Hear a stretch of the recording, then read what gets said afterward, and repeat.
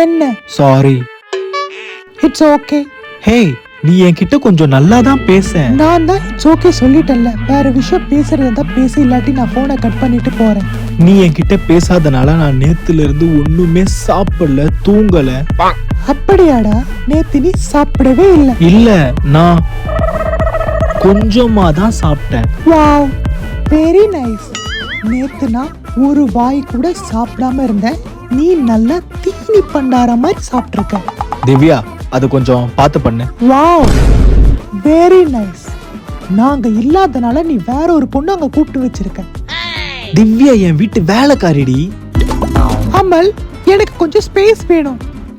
இரு கொஞ்சம், நான் உன்கிட்ட பொறுமையா அப்புறம் பேசுறேன். எனக்கு ரீப்ளேஸ்மெண்ட்டுக்கு நீ வேற யாரையோ பார்த்துட்டு இருக்க. ஹே, நான் உனக்கு கொஞ்சம் ஸ்பேஸ் கொடுக்கறேன். நீ நிஜம்